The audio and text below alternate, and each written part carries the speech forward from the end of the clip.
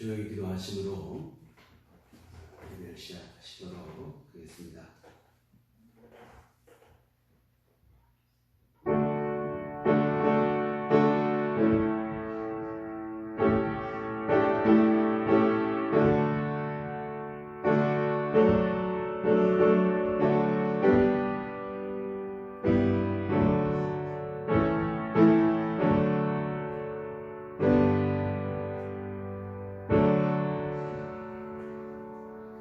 여호와는 나의 빛이요 나의 구원이시니 내가 누구를 두려워하리요. 여호와는 내 생명의 능력이시니 내가 누구를 무서워하리요. 내가 여호와께 바라는 한 가지 그것을 구하리니 곧 내가 내 평생에 여호와의 집에 살면서 여호와의 아름다움을 바라보며 그의 성전에서 사모하는 그것이라. 여호와께서 환난 날에 나를 그의 초막 속에 비밀히 지키시고 그의 장막 은밀한 곳에 나를 숨기시며 높은 바위 위에 두시리로다. 아멘. 다 일어나셔서 찬송가 8장 찬송하시겠습니다.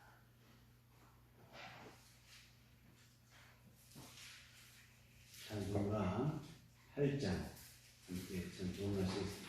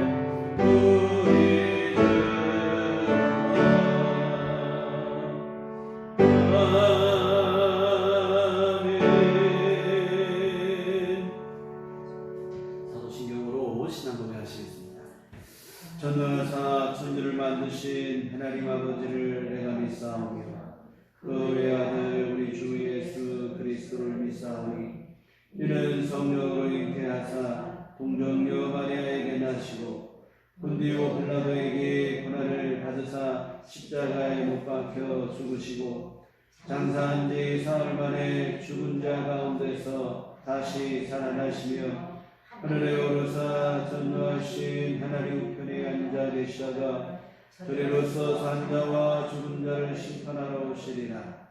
성령을 믿사오며 거룩한 공회와 성도가 서로 교통하는 것과 죄를 사하여 주시는 것과 몸이 다시 사는 것과 영원히 사는 것을 믿사옵나이다. 아멘. 성시교독은 교동문 10번입니다.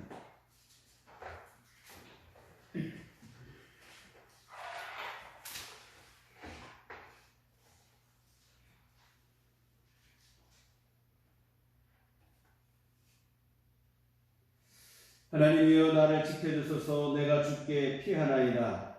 내가 여호와께 하려되 주는 나의 주님이시니 주밖에 나를 용납다 하였나이다.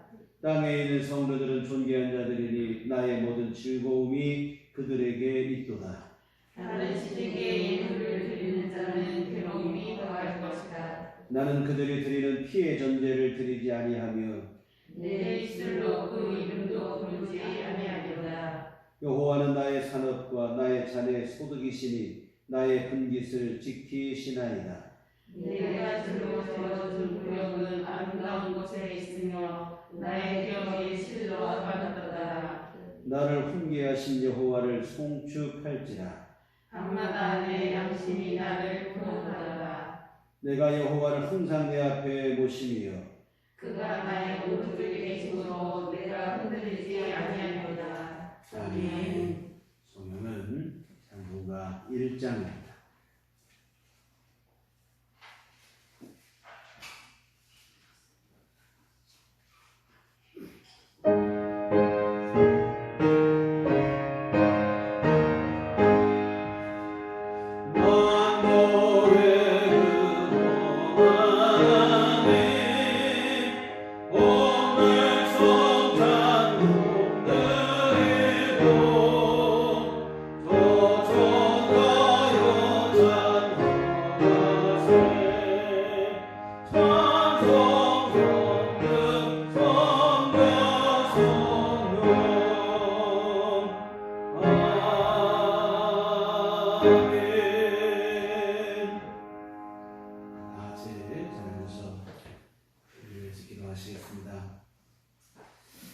거룩하신 아버지 하나님, 죄 많은 인생에 불과한 우리를 구원하시어 친히 우리 아버지가 되어주심을 진심으로 감사를 드립니다. 또한 변함없는 긍휼과 자비로 우리 삶을 붙들어 주시는 하나님 아버지의 귀하신 사랑을 감사드립니다. 오늘도 거룩한 주일을 맞아 우리 안에 은혜를 사모하는 마음 주시고 주님을 예배하는 자리로 인도해 주신 또한 감사를 드립니다. 특별히 오늘은 3주 4주 만에 교회 3개 모여 예배드릴 수 있도록 주께서 귀한 은혜를 허락하심을 진심으로 감사를 드립니다. 물론 아직도 여러 형편과 상황으로 가정에서 온라인 예배를 드리는 성도들이 있지만 함께 모일 수 있는 이 은혜를 주심에 다시 한번 감사를 드립니다. 이 시간 하나님께서 하늘문을 여시고 은혜를 베풀어 주시되 예배당에서나 가정에서나 각 처소에서 드리는 모든 예배에 한 가지로 충만하는 종을 내려 주시옵소서. 우리 온 교우들이 예배하는 귀한 자리마다 우리 주님 친히 임재하여 주시고 귀한 심령들을 어루만져 주시옵시며 충만한 은혜를 베풀어 주시옵소서. 하나님, 우리 여러 형편과 상황으로 서로 다른 자리에서 예배할지라도 주님을 사모하는 마음만큼은 온전히 하나 되게 하여 주시옵시고 또 우리 몸이 떨어져 있을지라도 마음으로 서로를 사랑하는 주님의 사랑 안에 하나 되는 우리 교회가 될 수 있도록 도와주시옵소서.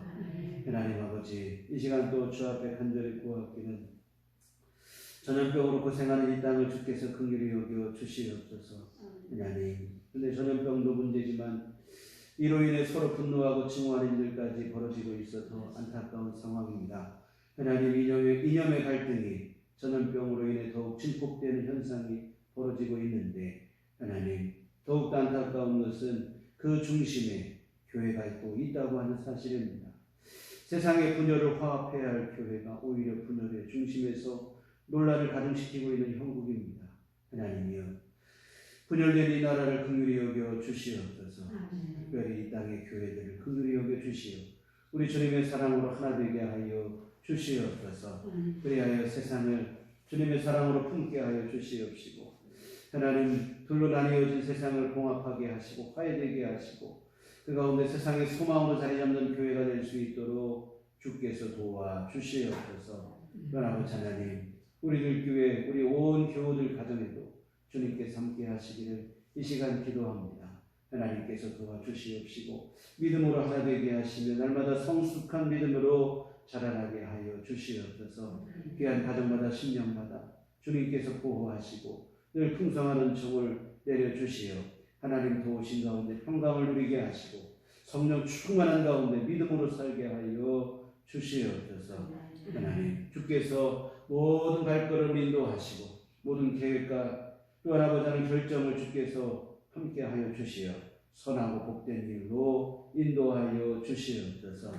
하나님 아버지 이 시간 또 우리 하나님의 귀한 말씀 듣기를 원합니다. 성령께서 우리 마음을 열어주시옵시고 아버지 하나님의 진리의 말씀을 들을 때마다 깨달아지고 믿어지는 귀한 은총을 내려 주시옵소서. 귀한 말씀 마음에 붙잡게 하여 주시옵시고 우리 삶의 자리에서 생활 속에서 순종하게 하여 주시옵소서. 하나님의 영광을 드러내게 하여 주시옵소서. 또한 아버지 하나님 약속해 주신 귀한 은혜를 누리는 복된 삶을 살아가게 하여 주시옵소서. 예수님의 이름으로 기도했습니다. 아멘.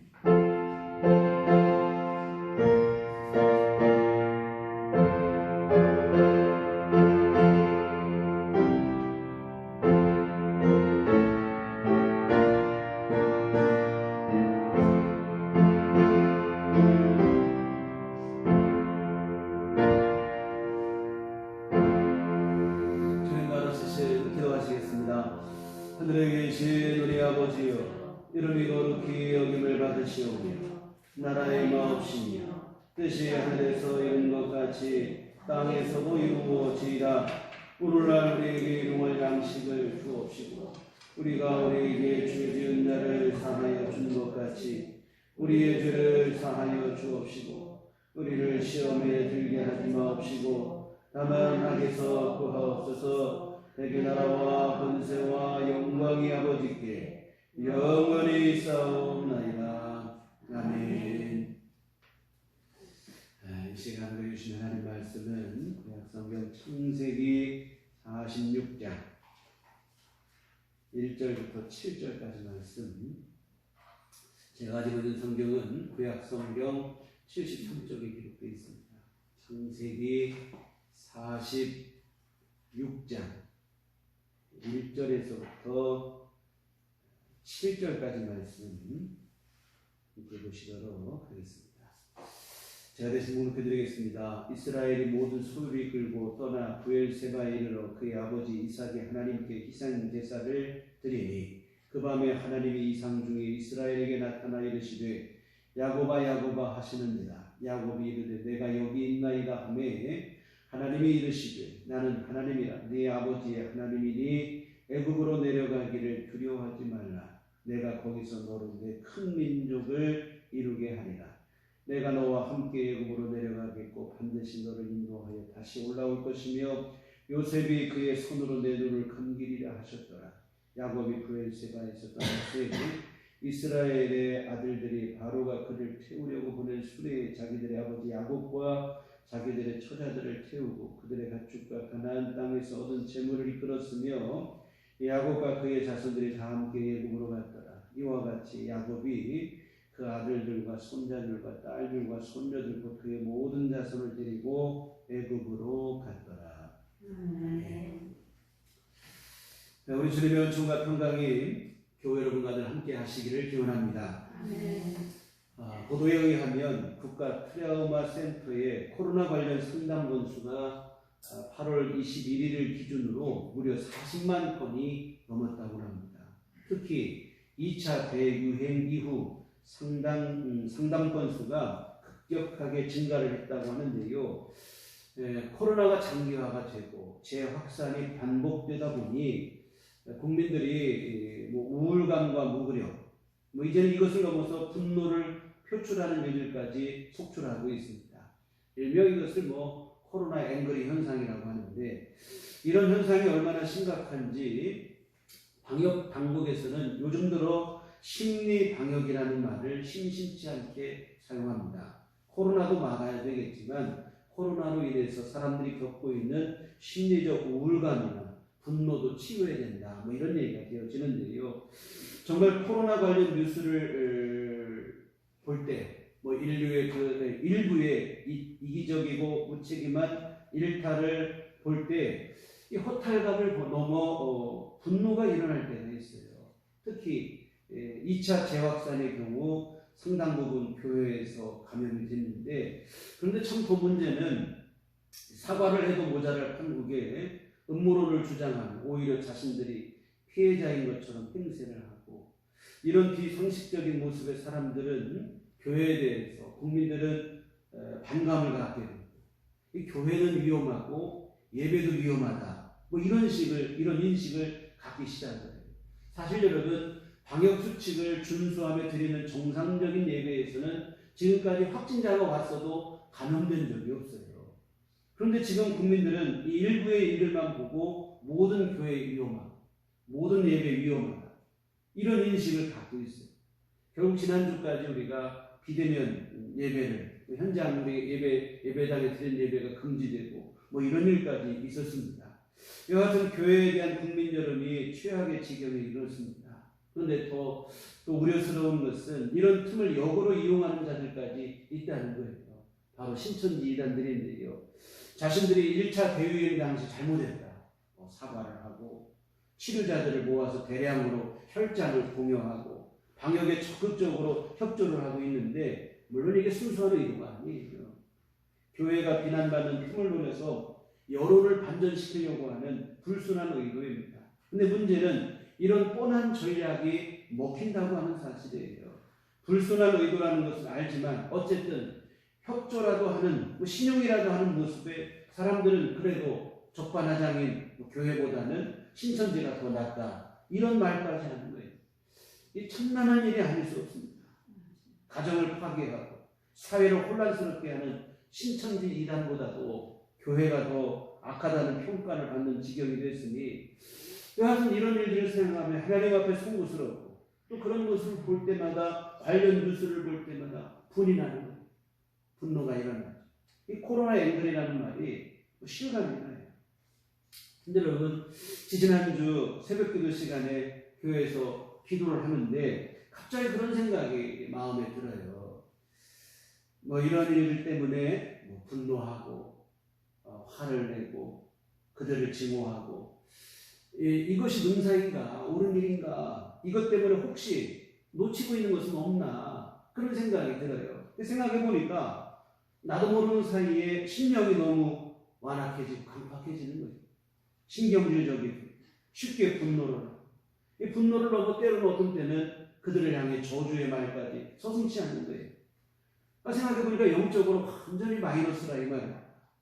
물론 우리가 여러분 어떤 일에 대해서 옳고 그름을 분별하는 것은 필요한 일입니다. 옳고 그름도 생각 없이 분별 없이 사는 것도, 생각 없이 사는 것은 오히려 더 큰 문제가 되겠죠. 그런데 여러분, 다만 문제는 뭐냐면 분별하고 판단해야겠지만 도에 지나친 분노와 증오는 우리에게 도움이 되지 않는다고 하는 사실입니다. 이 사탄이 얼마나 간교한지 우리의 격한 감정을 틈타서 역사하는 거예요.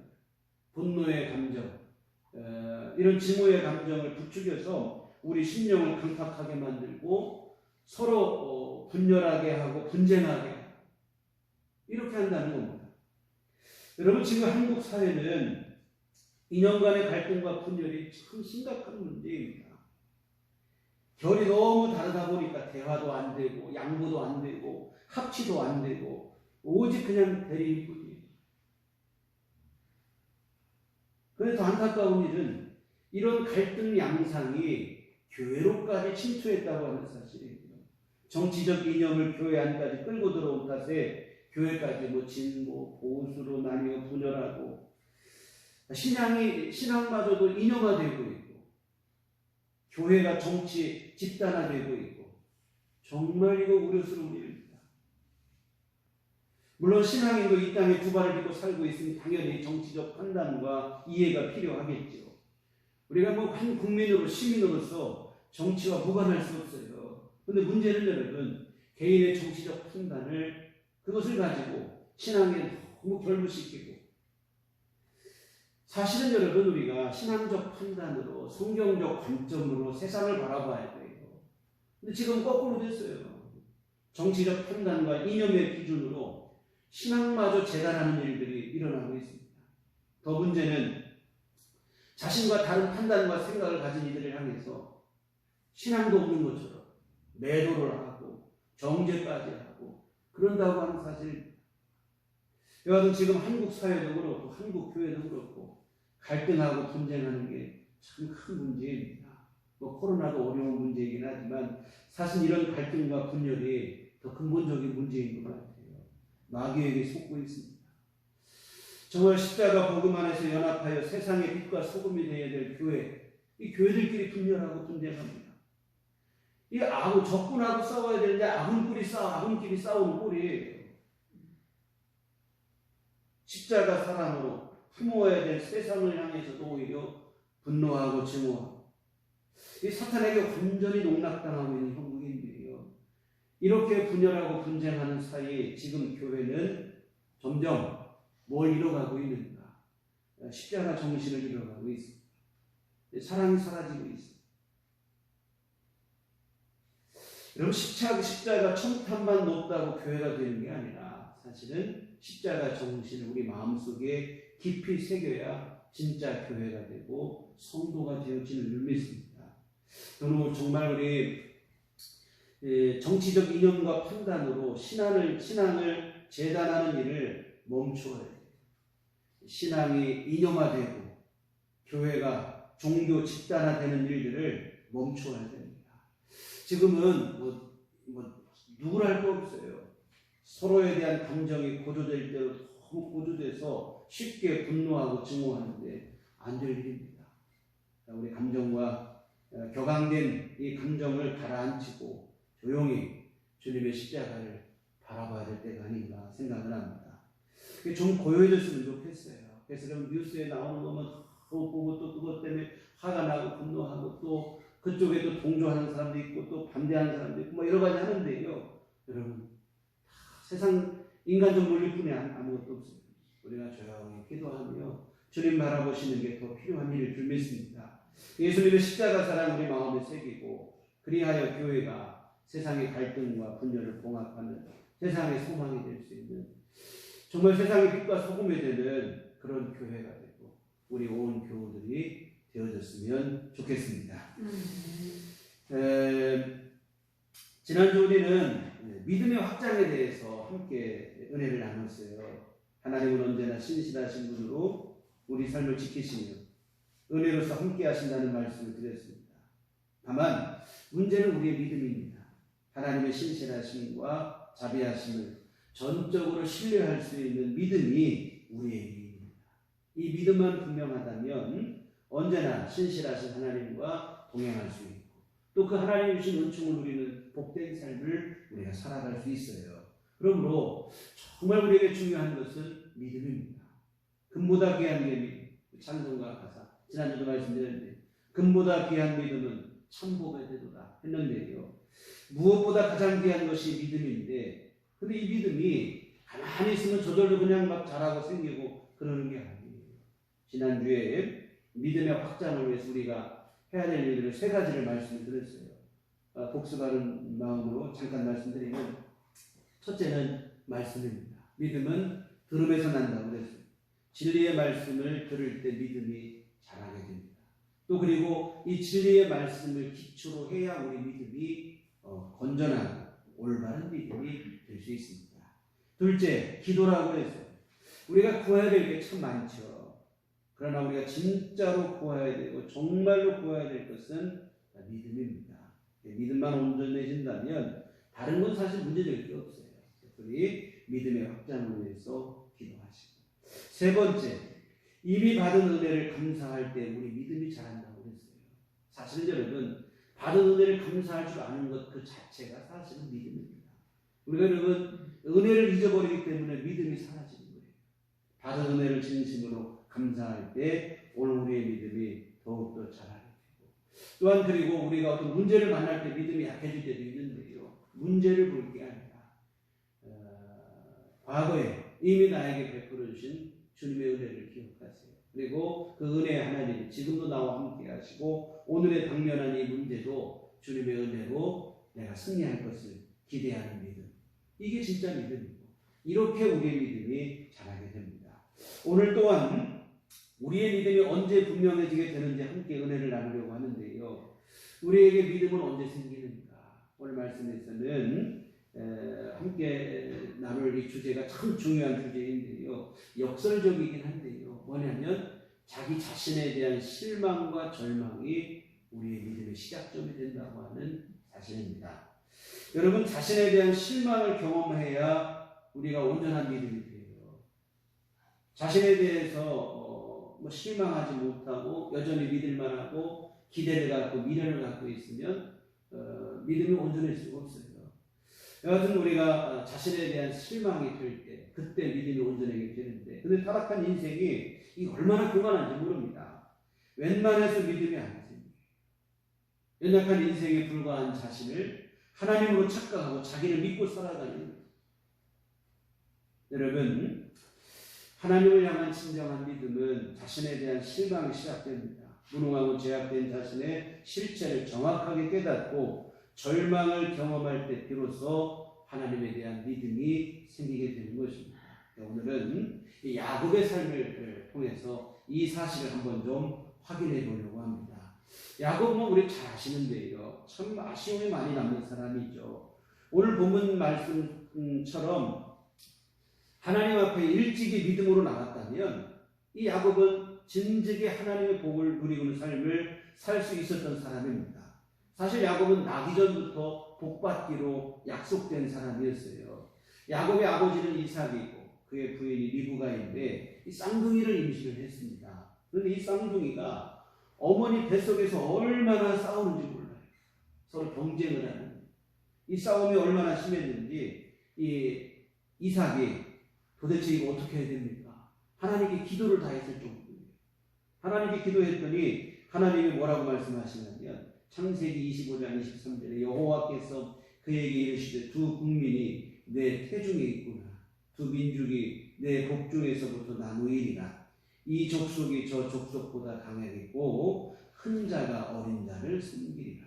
뭐냐면 쌍둥이 모두 나중에 큰 민족을 이루게 될 것이다. 그런데 큰 자가 작은 자를 섬기게 될 것이다. 큰 아들보다 작은 아들이 더 크게 되고 더 큰 민족이 될 것이라는 말씀인데요. 그런데 여러분 그 작은 아들이 누구냐면 바로 오늘 본문에 나오는 야곱입니다. 그러니 야곱은 어머니 뱃속에서부터 태어나기 전부터 복받을 것을 약속받습니다.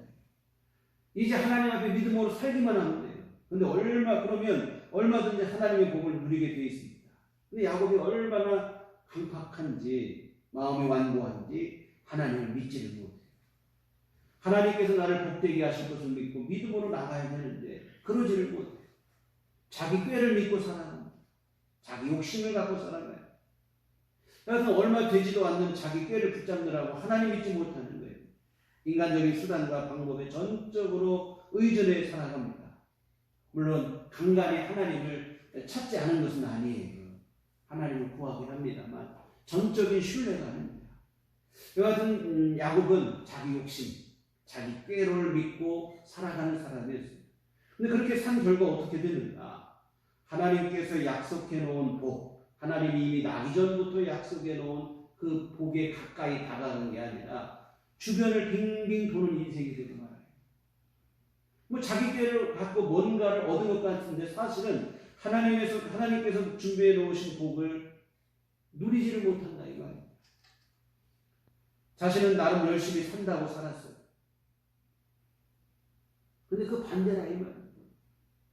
결국에는 야곱 자신도 나중에는 이 사실을 인정을 합니다. 야곱이 애굽에 가서 바로 왕 앞에 서게 되는데 바로가 나이가 몇이냐 야곱을 또 물어요. 그랬더니 야곱이 이렇게 대답을 합니다. 창세기 47장 9절에 야곱이 바로에게 이르되 내 나그네 길의 세월이 130년이니이다. 내 나이가 얼마 못되니 우리 조상의 나그네 길의 연조에 미치지 못하나 험악한 세월을 보내었나이다. 내가 지금까지 130년 세월을 살았는데 나름대로 열심히 산다고 살았고 수당방법 가리지 않고 죽을 힘을 다해서 열심히 살았고 때로는 뭔가 좀 되는 것 같기도 했는데 근데 이제야 보니까 다른 거 없더라는 거예요. 내가 험악한 세월을 살았습니다. 이렇게 인정하는 거예요. 130년 허송 세월했음을 스스로 인정합니다. 열심히 산다고 살았어요. 알고 봤더니 열심히 산 게 아니라 자기 꾀에 스스로 속아서 고생하는 삶을 살았다 이 말입니다. 정말로 그래요. 야곱의 삶을 보면 어느 누구와도 평화하지 못합니다. 가는 곳마다 평지풍파를 일으키고 좌충우돌의 삶을 살아가요. 야곱이 가는 곳에 평화가 없어요. 그냥 속고 속이는 싸움의 연속입니다. 야곱이 어떻게 합니까? 자기 형을 속이고 자기 아버지를 속이고 나중에 외삼촌을 속이고 그 뒤로는 또 계속 반대로 속는 삶을 살아요. 외삼촌에게 속고 자기 아들들에게 속고 여하튼 속고 속이는 이 싸움을 130년이나 살았어요. 근데 안타까운 것은 이렇게 속고 속았음에도 사실은 변하지 않는다는 거예요. 내가 내 때로 뭐 되는 것 같지만 오히려 내가 속을 때도 있고 이거 참 소용없는 일이구나. 자신의 연약함을 깨닫고 하나님을 의지해야 되는데 안 돼요. 사실 이 정도면 충분히 뭐 경험할 만큼 경험했거든요. 자신의 부족함을 경험하고 자기 꾀의 부질없음을 경험했어요. 근데 변하지 않아요. 야곱이 보통 사람이 아니에요. 아주 인간적인 방법을 끝까지 놓지 않습니다. 근데 이런 야곱이 결국에는 하나님 앞에 무릎을 꿇게 되는 일이에요. 바로 오늘 본문을 기점으로 하나님 앞에 돌아오는 거예요. 오늘 본문은 그동안 죽은 줄만 알았던 요셉, 자기 아들이죠. 제가 정말 사랑했던 아들 요셉. 이 요셉이 살아있다는 소식을 알고 또 요셉으로부터 애굽으로 초대를 받았을 때의 상황이에요. 하나님께서 야곱에게 나타나 뭐라고 하냐면 애굽으로 내려가는 것을 두려워하지 말라고 하십니다. 오늘 3절 4절에 보면 하나님이 이르시되 나는 하나님이라 내 아버지 하나님이 애굽으로 내려가기를 두려워하지 말라. 내가 거기서 너를 큰 민족을 이루게 하리라. 내가 너와 함께 애굽으로 내려가기 반드시 너를 인도하여 다시 올라올 것이니 요셉이 그의 손으로 내 눈을 감기리라 하셨더라. 하나님께서 걱정하지 말고 가라. 그런데 의심이 많고 아들 참 그랬던 이 야곱이 평소 같으면 이런 약속을 잘 믿어지지 않아요. 또 혹시 속는 거 아닌가 이런 생각이거든요. 그런데 오늘 본문에는 그런 모습이 보이지 않아요. 전적으로 그대로 믿고 순종을 합니다. 7절에 보면 이와 같이 야곱이 그 아들들과 손자들과 딸들과 손자들 곧 그의 모든 자손을 데리고 애굽으로 가더라. 하나님의 말씀을 믿고 그대로 순종합니다. 하나님의 말씀 앞에 뭐나 따지는 것도 없고 뭐 의심하는 것도 없고 그대로 믿고 순종을 해요. 원래 이런 사람이 아니에요. 근데 이렇게 믿음으로 나와 순종하게 된 결정적인 이유가 있어요. 아까 말씀드린 요셉의 일 때문에. 요셉이 아직도 살아있을 뿐만이 아니라 애굽의 총리가 되었다는 사실을 통해서 믿음을 갖게 되는 거예요. 오늘 본문 전에 있는 45장 25절을 보겠습니다. 그들이 애굽에서 올라와 가나안 땅으로 들어가서 아버지 야곱에게 이르러 알리어 이르되 요셉이 지금까지 살아있어 애굽 땅 총리가 되었더이다. 야곱이 그들의 말을 믿지 못하여 어리둥절하더니 그들이 또 요셉이 자기들에게 부탁한 모든 말로 그에게 말하고 그들의 아버지 야곱은 요셉이 자기를 태우려고 보낸 수레를 보고서야 기울이 소생한지라. 이스라엘이 이르되 조카로다 내 아들 요셉이 지금까지 살아있으니 내가 죽기 전에 가서 그를 보리라 합니다. 여러분 야곱은 특별히 요셉을 사랑했어요.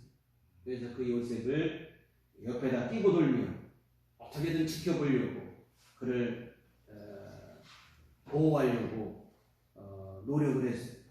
그런데 지키지를 못했습니다. 그런 노력에도 불구하고 요셉을 지키지 못했어요. 물론 죽은 건 아니지만 아들들의 거짓말에 꼼짝없이 속아서 짐승이 찢겨 죽은 줄로만 알고 살았어요. 그 세월이 몇 년이냐면 22년입니다. 근데 저렇게 죽은 줄로만 알았던 아들, 이미 22년 전에 자기 마음속에는 죽은 아들인데 그러니 뭐 아버지가 할 게 뭐 있어요. 완전히 뭐 죽은 줄만 알고 슬퍼할 뿐이지 그 아들에게 뭐 해준 것도 없고 해줄 수 있는 것도 없고 그렇게 살았어요. 그런데 그런 아들인데 그 아들이 살아있다. 그것도 목숨만 간신히 부지한 정도가 아니라 초강대국 이집트, 애굽의 총리가 되어 있다는 놀라운 일이죠. 어떻게 이런 일이 가능한가? 다른 거 없어요. 하나님이 돌보셨기 때문인 줄 믿습니다. 야곱이 그때 생각하는 거예요. 어린 시절 요셉이 꿈을 꾸고 얘기했던 그 꿈을 기억했을 거아니에요. 아, 정말로 하나님께서 주신 꿈대로 이루셨구나. 신실하신 하나님께서 그 꿈을 이루어주셨구나. 이 사실을 깨닫는 순간 이렇게 완고했던 강팍했던 야곱이 하나님 앞에 엎드릴 수밖에 없다 이 말이에요. 자신은 그렇게도 지켜주려고 했고 온갖 수단 방법을 가리지 않고 요셉을 보호했지만 지켜주지 못했거든요. 22년 세월 동안 죽은 줄만 알았어요. 근데 하나님께서 그를 이 사실 앞에 그렇게도 변하지 않던 야곱이지만 자기 수단 방법을 이제는 내려놓게 돼요. 자기 힘으로 안 된다는 것을 드디어 깨닫게 된 것입니다.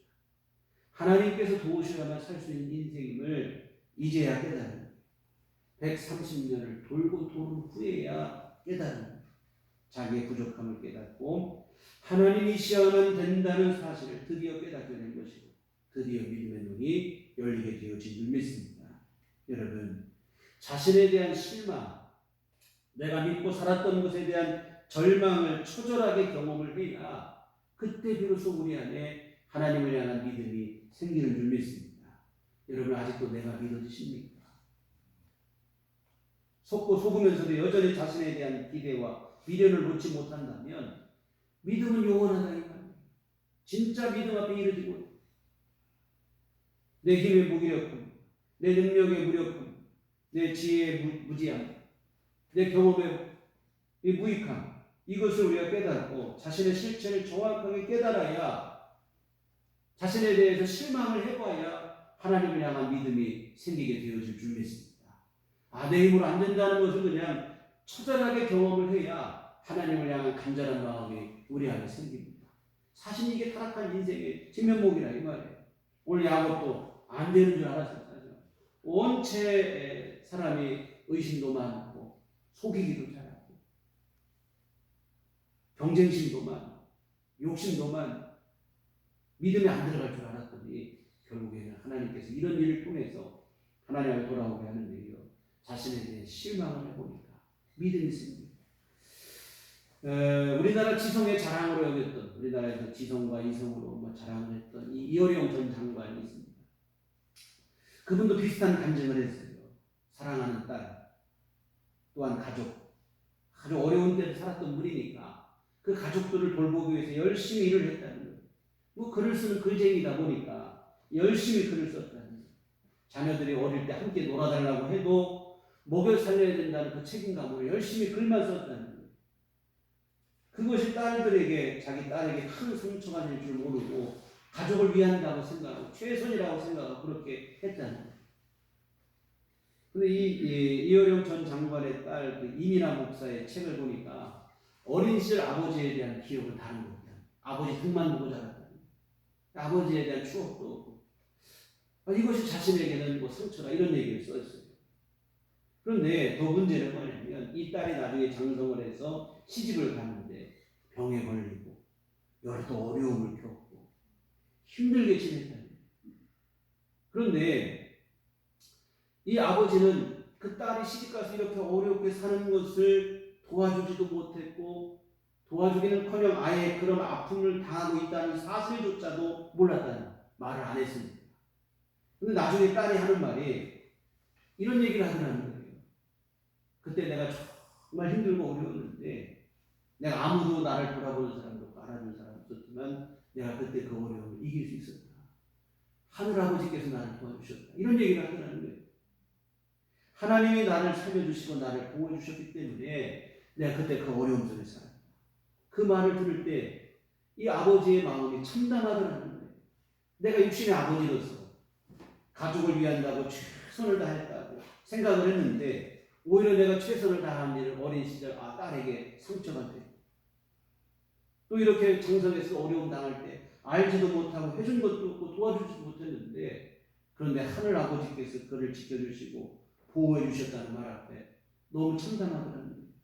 근데 결국 자신에 대한 이 실망의 과정을 통해서 나중에는 하나님을 인정하게 된다는 거예요. 내가 그렇게 자랑으로 여겼던 지식과 학문이 무능하고 아무런 자녀들에게 도움이 되지 못해 이 무익함을 인정하게 되고 그 순간 전능하신 하나님, 절대자 하나님을 향한 믿음을 갖게 되었다는 거예요. 사랑하는 성도 여러분, 자신의 실체와 정면으로 마주하는 정직한 시간이 우리에게 반드시 필요합니다. 그때 비로소 우리가 믿음을 갖게 되는 거죠. 자신에 대한 허황된 기대와 미련이 우리의 믿음의 발목을 잡는다 이 말입니다.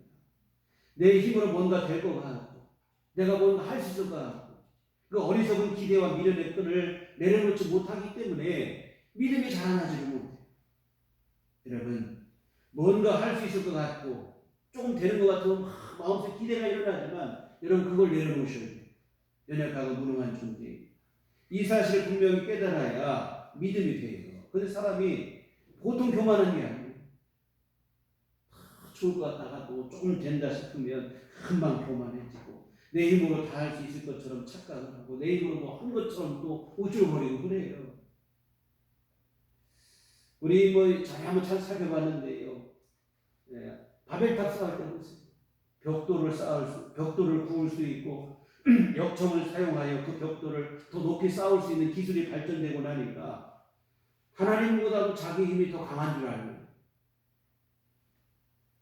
하나님을 대적하여 바벨탑을 쌓는다 이 말입니다.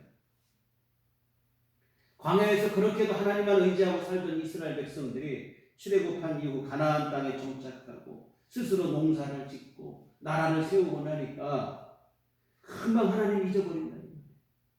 자기 힘으로 뭐든 다 할 수 있을 것으로 착각을 한 때문입니다. 어리석은 일이에요. 근데 여러분 얼마나 많은 사람들이 오늘 이런 생각으로 살아가는지 몰라요. 자신의 경험과 지혜와 권력과 돈으로 뭐든지 다 할 수 있을 것으로 착각을 하며 살아갑니다. 하나님이 필요가 없는 거예요.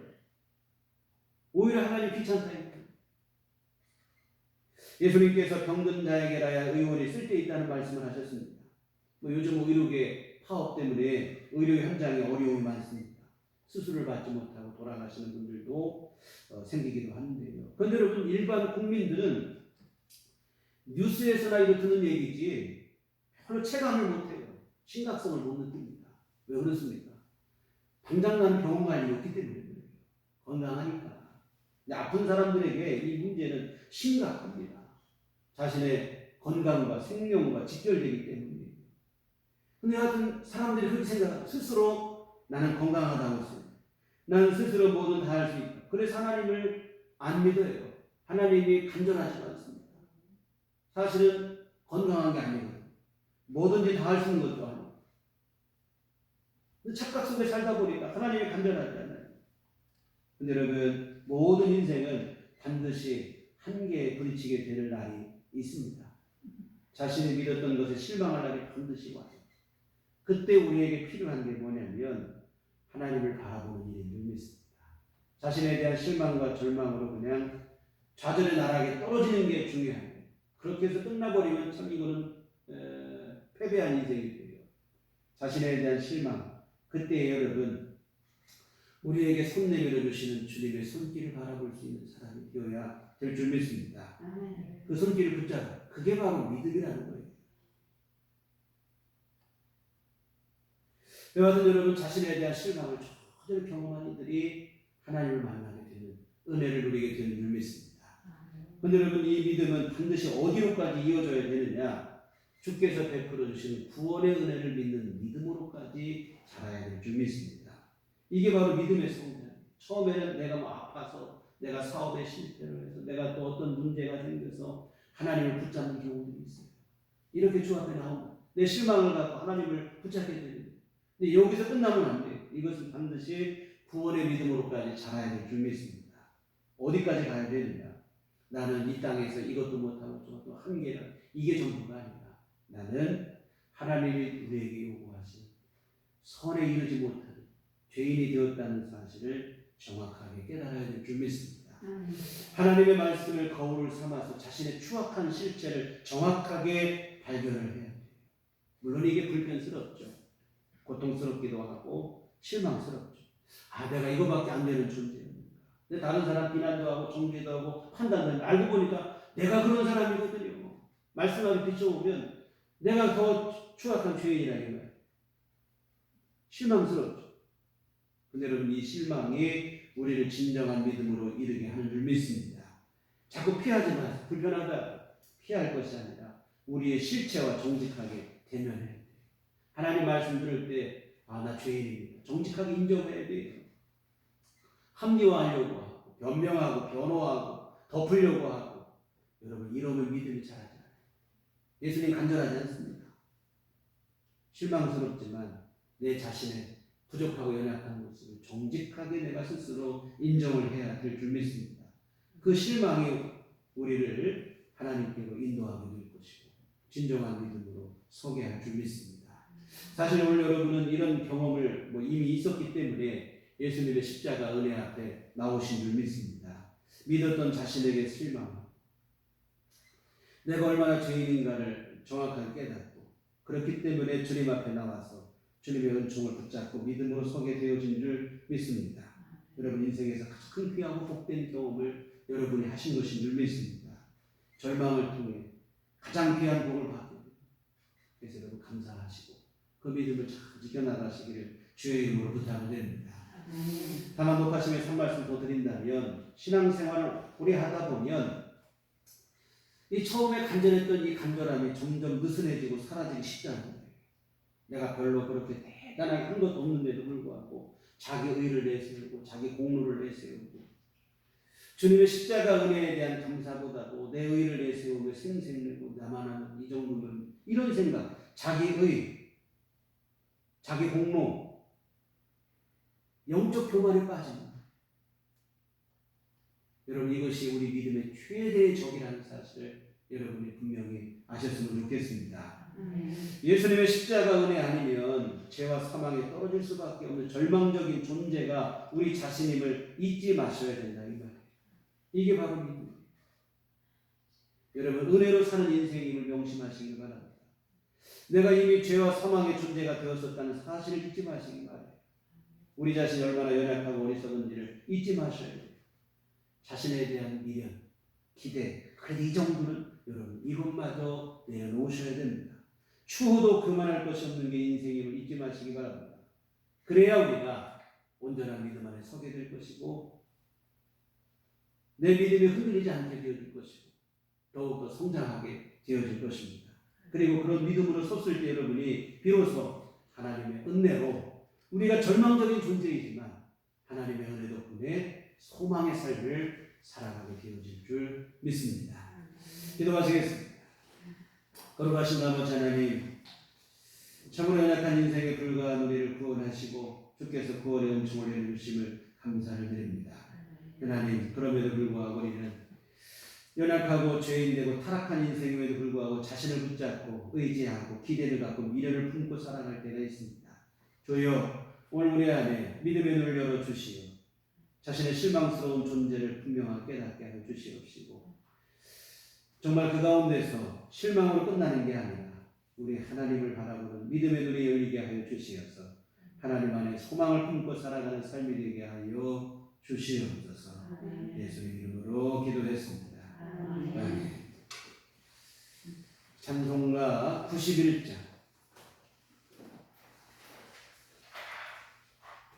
찬송가 91장 찬송하시겠습니다.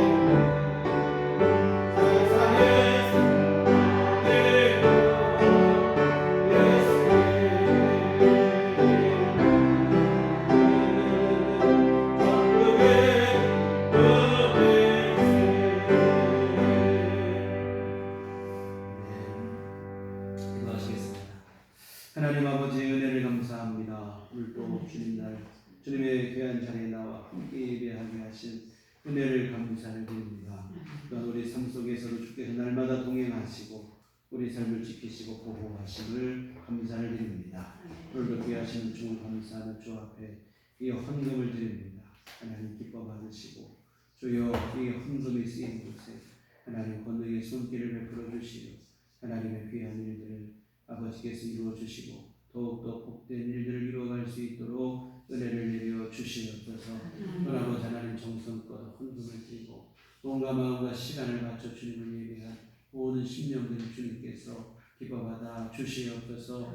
한량없는 종을 내려 주시어 주님 아버지 하나님께서 주님의 귀하신 은혜를 누리게 하시고 복된 삶을 누리게 하여 주시옵소서. 더욱더 큰 믿음을 더하여 주시어 하나님의 영광을 드러내게 하여 주시옵시고 믿음 안에서 정말 아버지 하나님의 연약한 인생이지만 하나님 베푸시는 권능의 삶을 살게 하시고 소망의 삶을 살게 하시고 복된 삶을 누릴 수 있도록 은혜를 내려 주시옵소서. 하나님 또한 주 앞에 이 시간 간구하고 있기는 육신이 연약한 형제와 자매들에게 건강을 내려 주시옵소서. 늘 강건케 하여 주시옵시고 세임 허락하여 주시옵. 아버지 하나님 하루하루 우리 살아가는 일상의 모든 생활과 활동에 불편함과 어려움이 없도록 하나님께서 은총을 내려 주시옵소서. 아버지 하나님 또한 건강한 생활 습관도 허락하여 주시어 주님이 주신 건강을 잘 지킬 수 있도록 주여 은혜를 내려 주시옵소서. 하나님 주 앞에 또한 날마다 기도하는 우리 모든 성도들의 기도를 주께서 들으시고 응답하여 주시옵소서. 하나님께서 더 귀하고 복된 것으로 인도하여 주시옵시고 하나님이 주시고자 하시는 약속하신 또한 계획하신 일들을 주께서 귀한 삶 속에 이루어 주시어 하나님은 내 안에 복된 삶을 누리게 하여 주시옵소서. 특별히 아버지 하나님 주님 간구하옵기는 전염병에 장기화로 여러 경제 활동들이 어렵고 또 아버지 하나님 경제적인 어려움을 겪는 이들이 많이 있습니다. 우리 하나님께서 긍휼을 베풀어 주시옵소서. 아버지 하나님 주께서 광야에서도 만나를 내려 주시어 귀한 삶들을 복되게 하여 주시옵시고 아버지 하나님 어려운 것들을 지켜주신 하나님께서 이 어려운 때에 날마다 하늘의 만나를 내려 주시옵시고 아버지 하나님께서 우리 모든 성도들 가정마다 어려움이 없도록 하나님 주께서 복을 주시고 은총을 내려 주시옵소서. 아버지 하나님 주께서 도우시고 하나님께서 귀한 축복을 내려주시기를 간절히 바라옵고 기도하옵나이다. 주여 우리 또한 한 주간 살아갈 때도 우리 주님 동행하여 주시옵시고 우리를 선하고 이롭고 복된 길로 인도하여 주시어 주 안에서 아버지 하나님을 승리케 하여 주시옵시고 주님 주시는 위로와 평강을 누리는 삶이 될 수 있도록 도와주시옵소서. 예수님 이름으로 기도했습니다. 아멘. 교회 소식 시간입니다. 우리 서로 인사할 때 주님만 바라봅시다. 참 오랜만에 교회에서 뵈는 것 같아요. 원래 이번 주까지도 대면 예배가 금지가 됐었는데 다시 행정명령이 변경이 돼서 제한적으로 지금 우리 사회적 거리두기 2단계가 되다 보니까 50인 이상 우리 교회 일단 50인 모일 수 있는 자리도 안 되는데요. 여하튼 제한적으로 이 대면 예배가 허락이 됐습니다. 그러나 다만 정말 중요한 것은 방역 수칙을 철저히 잘 지켜서 예배를 드려주기를 이렇게 권고사항이 내려왔는데요. 특히 대전에서도 아직까지도 이렇게 확진자들이 조금 줄어들긴 한 것 같아요. 지난달 주말에 좀 줄어든 것 같은데 하다 보니까 우리 자신의 건강을 위해서도 타인을 위해서도 서로 잘 지키셔서 특히 예배 드릴 때 우리 이런 문제 발생하지 않고 더 철저히 함께 협력해 주시기를 당부를 드립니다. 그리고 일상생활 속에서도 지금 제일 중요한 건 다른 거 없다고 그래요. 보니까 아무리 보건당국에서 방역당국에서 열심히 다 해도 국민 한 사람 한 사람의 자발적인 참여가 없으면 안 되는 거예요. 보니까 이 전염병이라고 하는 게 한 사람만 생겨도 한 사람이 잘못하면 일시에 퍼지는 일이다 보니까 이게 어떻게 되지 않아요. 국민 한 사람 한 사람의 이러한 참여가 참 제일 중요한데요. 당부하는 건 다른 거 없더라고 보니까요. 일상의 생활을 좀 줄이라는 거예요. 사람 만나는 거, 했던 활동하는 걸 좀 최소한으로 줄여서 우리가 반드시 필요한 것들 외에는 좀 줄여나가고 이렇게 하라는 것인데요. 물론 우리 아까도 말한 것처럼 뭐 코로나 불로 해서 뭐 우울감도 있고 무기력감도 있고 뭐 코로나 앵글에서 또 뭐 화가 나기도 하고 이렇게 되기도 하는데요. 부탁을 드리기는 주님을 더욱더 바라보시고 기도하는 시간을 가셨으면 좋겠습니다. 하나님께서 우리에게 평강을 주시기를 은총을 내려주시기를 좀 더 조용히 주님을 의지하고 바라보고 하나님 말씀을 의지하시고 하는 그런 시간으로 여하튼 잘 극복해 나가는 우리 모두가 되고 또 이 나라가 됐으면 좋겠습니다. 네, 우리 다 자리에 들어가셔서 평안을 너에게 주며 서로를 축복하시며 함께 찬양하시도록 하겠습니다.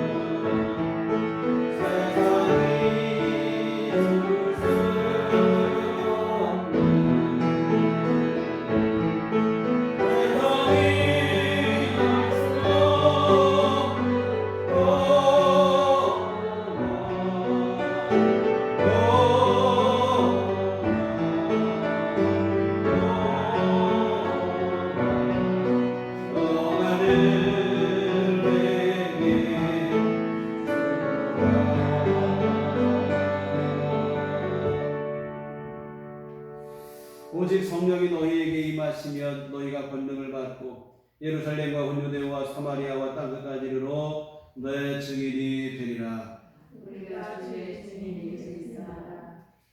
이제는 우리 주 예수 그리스도의 구속의 은혜와 하나님 아버지의 극진하신 사랑하심과 성령님의 이르게 동력사 감화 감동 충만하심 주의 피로 세우신 우리들 교회의회와 오직 믿음으로 살기를 소원하고 다짐하는 주의 모든 자녀들의 심령 위에 지금부터 영원토록 함께 계시기를 간절히 축원하옵나이다.